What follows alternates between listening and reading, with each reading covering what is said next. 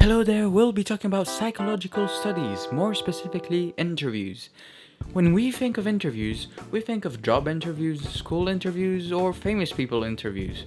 But psychology has some too. Well, before that, what are interviews? Well, they're basically questions that help psychologists understand stuff. There are two main types of interviews, structured and unstructured. The structured ones have closed questions, which give answers like multiple choice or true or false. An example would be, do you like cheese? Or from a scale of 1 to 10, how much do you like Trump? Wait, what? But why not use a survey, I hear you ask? Simple, people act differently with other people. So now we know what structured interviews are. What are unstructured interviews? Well, the simple answer is they're interviews without a structure. They have open-ended questions so they can get more in-depth responses. Questions like, what do you think is your best quality and why? By the way, why is a very common question in unstructured interviews. And the amazing thing is you can ask follow-up questions. If you told me that your best quality was your ability to juggle 5 chainsaws while balancing a plate on the tip of your nose, I could ask you why.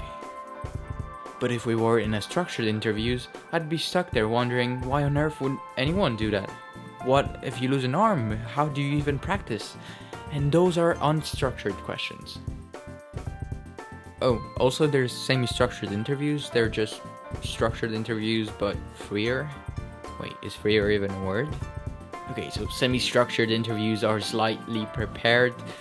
The interviewer can follow up, but should also stick to the main topics. Okay, so now we know about structured and unstructured interviews. But how do you even interview in the first place? The psychologist will ask questions and take notes. Notes on what, sir? Notes on everything, kid. Literally anything. Your answer, the way you're saying the answer, the way you're sitting while saying the answer, the way you're acting while saying the answer. Simple, right? Now, you might be wondering, why use an interview? Well, there's a few things that make interviews a viable method of research. One of its strengths is the involvement of human interaction. I mean, you act a lot different by yourself than in front of someone.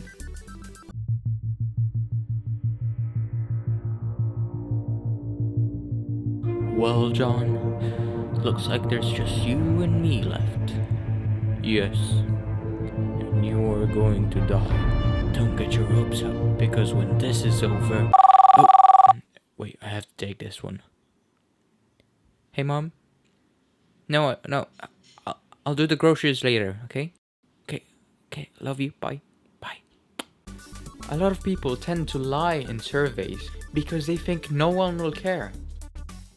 So if you're interviewing someone, it's harder for them to make up lies on the spot.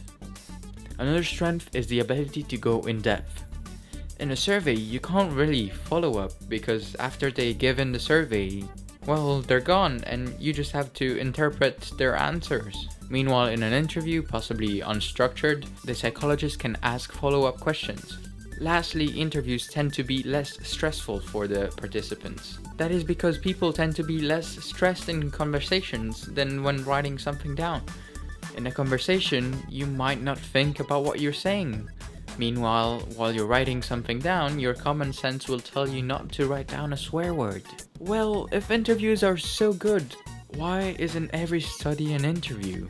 Well, that's because interviews have some weaknesses as well. For an interview, most of the data is qualitative. This means it's kinda hard to analyze and compare stuff. Also, interviewing is hard. People have to be trained for it. They have to act interested, because if you're taking notes the entire time, the subject will think you don't care about the answer, hence giving you a more general answer. Lastly, interviews are very hard to recreate because the answers are very personal to the subjects themselves. So now that we know all about interviews, let's look at a real-life example. Social Origins of Depression by Brown and Harris in 1978. After interviewing 458 women in the south of London, they found out that 37 of them became clinically depressed over the previous year. They were able to find out that depression usually comes after major adversities, such as bereavement, or being in a relationship with an abusive husband. In this case, the advantages of the studies was the ability to go in depth. This is why we do interviews in the first place, just so we can get real and personal answers from real people.